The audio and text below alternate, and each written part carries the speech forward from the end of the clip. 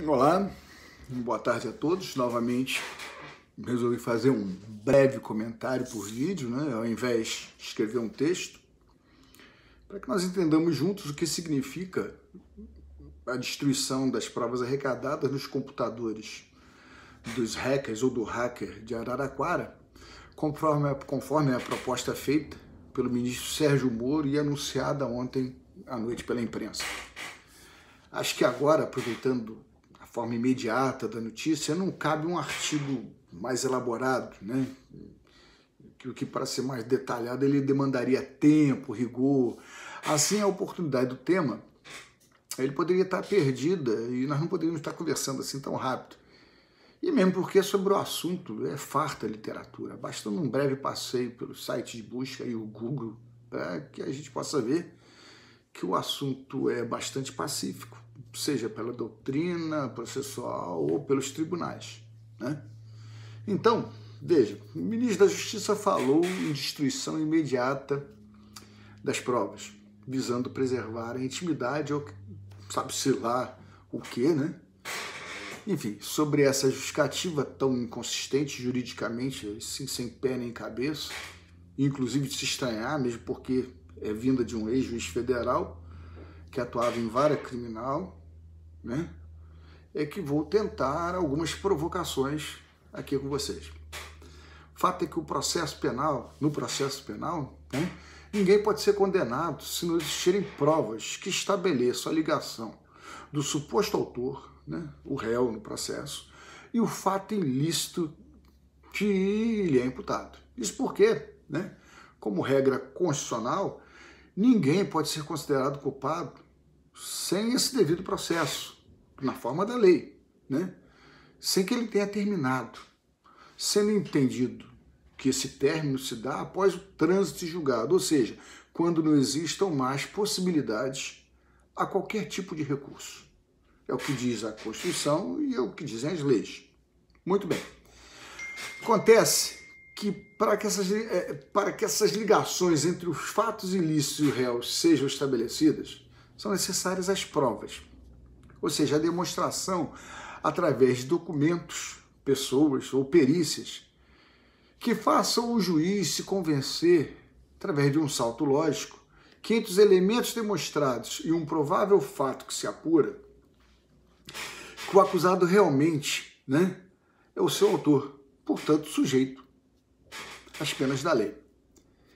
Então, assim como a lógica do devido processo legal, cabe à acusação provar que o fato ocorreu e que existe um nexo de causalidade entre a ação do acusado e o resultado, além de todas as circunstâncias envolvidas na situação, como, por exemplo, que tipo de vantagem ele esperava levar com o ilícito, ou se o crime foi praticado com requinte de crueldade, enfim, esclarecimentos que qualifiquem, atenuem ou agravem a pena que poderá ser aplicada no término do processo.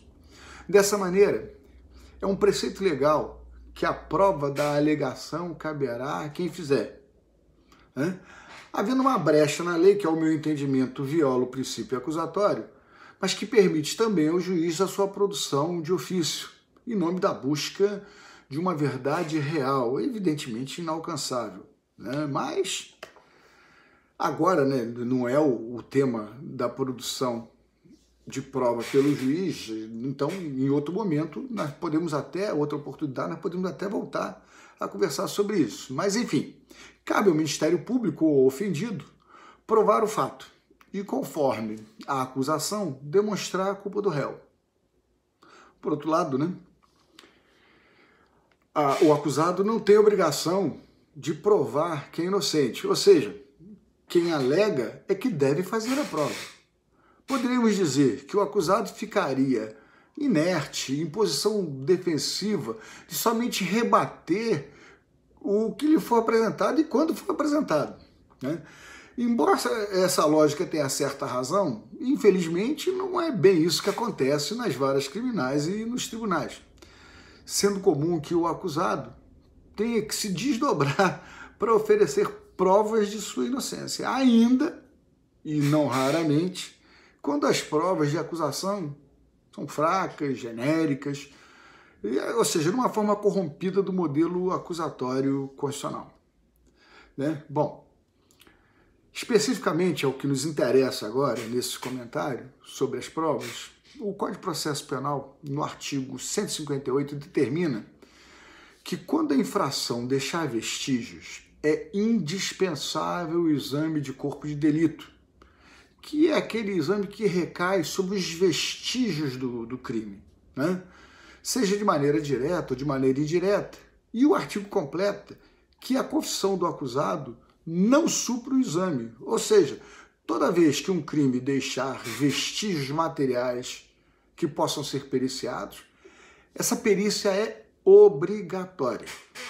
Por outro lado, todas as provas deverão permanecer à disposição do juízo durante todo o processo, inclusive para assegurar a ampla defesa do acusado, que poderá, né, futuramente refutar a perícia, né, pedir uma nova realização dessa, ou com perícias complementares, ou mesmo algum esclarecimento. Enfim, a manutenção dessas provas tem um propósito de assegurar que determinado conhecimento mais concreto, né, não seja perdido. E já que se busca uma suposta verdade construída dentro do processo, que essas provas sirvam para assegurar que ela não se perca, não sejam destruídas. Essa verdade seja preservada de alguma maneira. Então, assim, essas provas devem ficar guardadas no órgão oficial responsável pela perícia e à disposição do juiz, né, e do juízo e das partes para a realização desses novos exames, a menos que seja impossível sua conservação, por óbvio, algo que se deteriore, como, por exemplo, animais mortos, alimentos perecíveis, né? Mas, inclusive, para a utilização de qualquer inutilização dessas provas, há um procedimento específico que deve ser adotado pelo juiz, jamais por uma iniciativa e voluntariedade de um delegado, de um promotor, ou até mesmo do ministro de Estado, como pretendeu logo no primeiro momento Sérgio Moro, né? Quando tratou do conteúdo apreendido com o hacker de Araraquara, né? Veja, o perigo processual que representa essa destruição antecipada, né, estranhamente anunciada e com tanta pressa, muita pressa inclusive, é que possa vir a comprometer todo o conhecimento que se pretenda no processo. O que pode acontecer, por exemplo, né, é que, conforme diz a lei, até 10 dias antes da audiência, da instrução e julgamento, o Ministério Público ou a defesa poderá requerer que os peritos sejam ouvidos naquela audiência, seja para prestar algum esclarecimento sobre o laudo que fizeram, ou mesmo para responder a quesitos que possam ser sugeridos, né? Ou que possam surgir, enfim, destruídas as provas, como poderiam realizar novos exames, por exemplo? Por outro lado, né, destruídas essas provas, sendo contestadas futuramente essa carência pela defesa, o próprio juiz teria sua atuação limitada, né? E, inclusive, a possibilidade de ser obrigado, né, a produzir uma sentença absolutória sobre o fundamento de falta ou insuficiência de provas. Tudo para garantir que, no caso de dúvida, prevaleça o interesse do acusado, conforme estabelece as nossas leis e a Constituição. Enfim, além disso, há também uma questão de ordem política que não pode ser afastada do caso, né?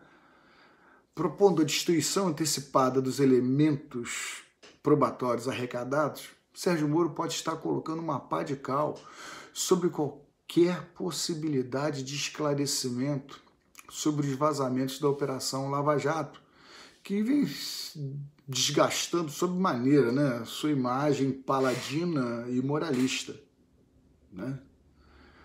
Por muitos até endeusados, né? Enfim, ao propor a destruição do conteúdo apreendido sob o argumento de preservação da intimidade, a mim me parece que Moro mais preserva sua própria imagem, seus interesses pessoais e costeia perigosamente a lei penal, podendo inclusive ser passível de uma investigação e processo por conta de vir a se favorecer de sua ordem sonegadora dessas provas, ou seja, destruindo em benefício próprio ou de outro, documento verdadeiro que não podia dispor, incorrendo assim no tipo previsto no artigo 305 do Código Penal. Enfim, deixo essas questões às amigas e aos amigos, né, para que possamos pensar juntos no caso, né, torcendo para que não seja verdadeira ou, enfim, já que ele falou que não sejam realizadas essas destruições tão precipitadas, né, e que consigamos chegar a um bom tempo nessas apurações que estão sendo realizadas, né? Enfim, deixo a todos um abraço.